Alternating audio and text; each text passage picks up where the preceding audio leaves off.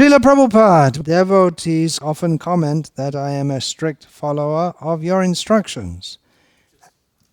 And that is exactly what I aspire to be. It is a matter of enlightened self-interest, realizing that I have spent countless births wandering on the chariot of my mind, Manoratha, and that there is no way in any number of future births that by exercising my meager mental faculties I will ever find solutions to my problems. Now I have found the shelter of a perfect person, and all I have to do is to do what you say. Then all my problems will be solved, and I will experience eternal blissful life. Now that I have found that which I was searching for in zillions of births, why should I divert my attention to anything else?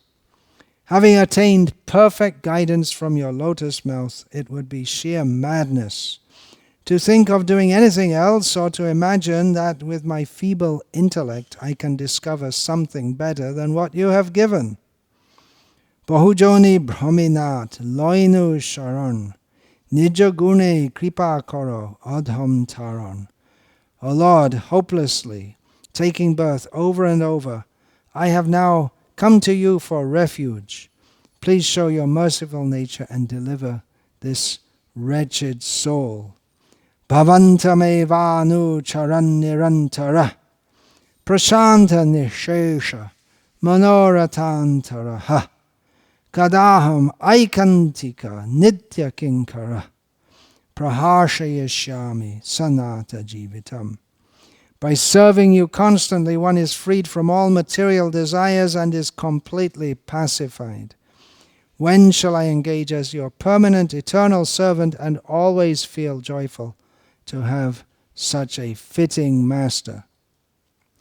There is nothing else for me to do in this life and forever into the future but to catch hold of your divine lotus feet by faithfully following your instructions.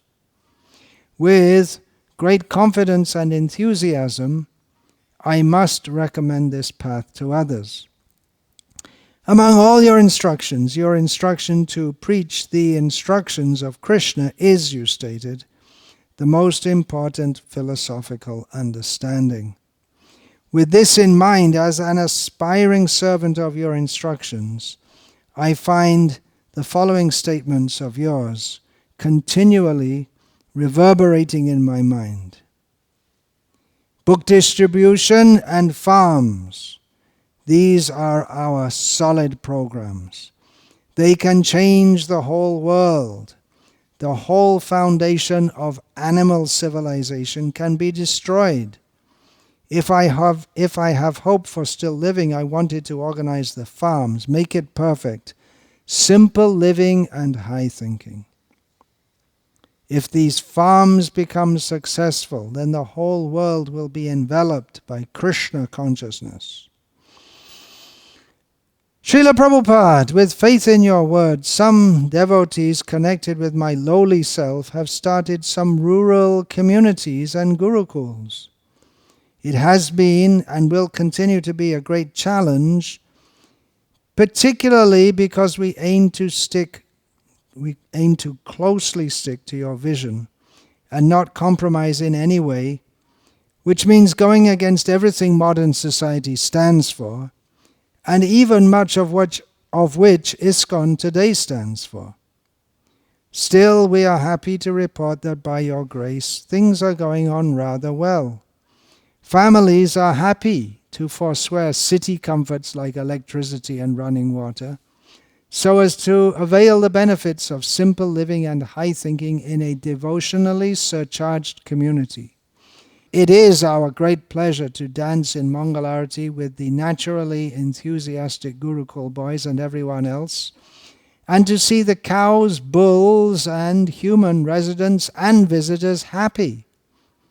We pray to you, Srila Prabhupada, that these communities can continue to develop well, as we are well aware that by the influence of Kali Yuga, anarthas such as envy, discontent, quarrel, misunderstanding, and illicit sex can at any time enter and destroy everything.